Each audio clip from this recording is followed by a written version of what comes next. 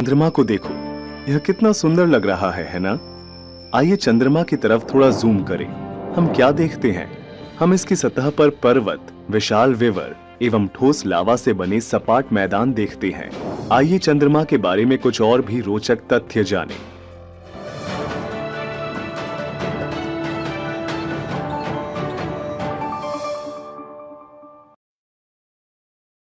हमारा चंद्रमा हमारे ग्रह पृथ्वी का एकमात्र प्राकृतिक उपग्रह है। अब ये प्राकृतिक उपग्रह क्या है?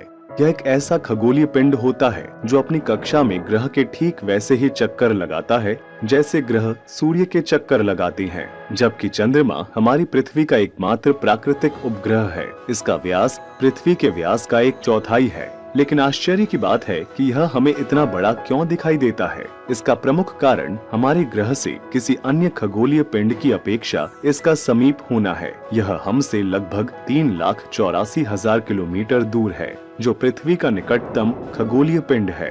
पृथ्वी को सूर्य की परिक्रमा करने में 365 दिन लगते हैं, लेकिन चंद्रमा को पृथ्वी के चारों ओर अपनी परिक्रमा पूरी करने में केवल 27 दिन ही लगते हैं तथा उसे अपने अक्ष पर एक चक्कर पूरा करने में भी उतना ही समय लगता है। लेकिन आपको जानकर आश्चर्य होगा कि हम चंद्रमा का सिर्फ एक ही भाग देख सकते हैं।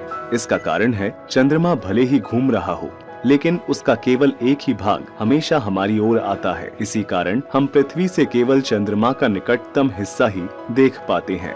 क्या आपको कभी ऐसा लगता है कि पृथ्वी की तरह ही चंद्रमा पर भी कोई जीवन है? खैर नहीं, अभी तक चंद्रमा पर जीवन के कोई प्रमाण नहीं प्राप्त हुए हैं। वैज्ञानिकों के अनुसार चंद्रमा की परिस्थितियां अभी जीवन के अनुकूल नहीं है। साथ ही इसकी सतह पर दिखाई देने वाली परछाइयां वहां मौजूद भूदृश्यों जैसे पर्वत, मैदान और गड्ढे के कारण है, जो छाया बनाते हैं।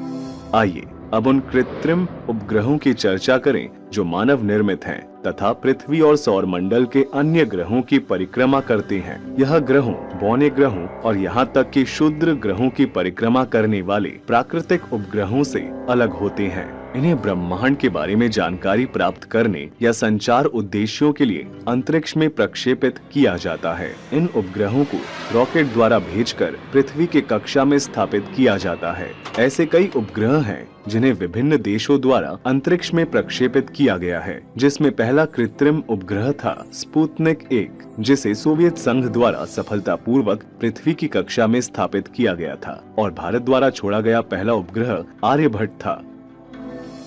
इनसेट, IRS और एजुसेट आदि भारत द्वारा छोड़े गए उपग्रहों की कुछ उदाहरण हैं, जिनका उपयोग विभिन्न उद्देश्यों के लिए किया जाता है। Thanks for watching. Please comment और लाइक करें और चैनल को सब्सक्राइब करना ना भूलें।